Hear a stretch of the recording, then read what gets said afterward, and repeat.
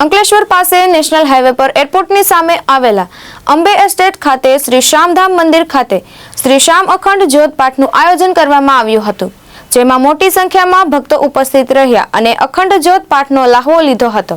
અંકલેશ્વર પાસે national highway પર એરપોર્ટની સામે આવેલા અંબે એસ્ટેટમાં શ્રી શ્યામ સેવા ટ્રસ્ટ અંકલેશ્વર ભરૂચ દ્વારા ભવ્ય શ્રી શ્યામ મંદિરનું નિર્માણ કરવામાં આવ્યું છે।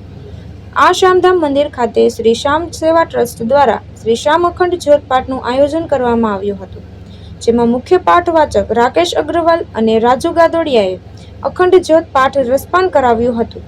આ પાવન અવસરે શૃંગાર અખંડ જ્યોત અને 56 ભોગનું પણ આયોજન કરવામાં આવ્યું હતું, જેમાં મોટી સંખ્યામાં ભક્તો ઉપસ્થિત રહ્યા હતા અને અખંડ જ્યોત પાઠનો લાહવો લીધો હતો।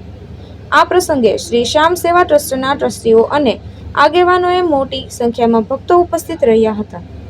श्री श्याम प्रभु की कृपा से आज ये उत्सव आया है। अंकलेश्वर शहर में एयरपोर्ट के ठीक सामने श्याम धाम के नाम से बाबा श्याम का बड़ा सुंदर मंदिर बन रहा है।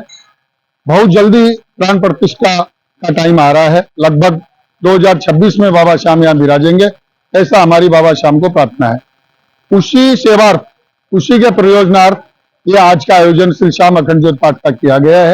ये अभी थोड़ी देर में प्रारंभ होने वाला है और शाम को 10 बजे तक लगभग चलेगा।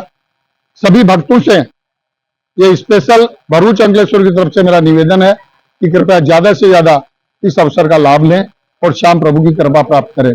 श्याम प्रभु कलयुग का देव है और ये कलयुग अभी चल रहा है। इसमें जो जितनी इसको कलयुग का देव कहा गया है, तो जितनी कृपा अपने को इनसे मिलेगी वो कम है। बोल सच्चे दरबार की जय।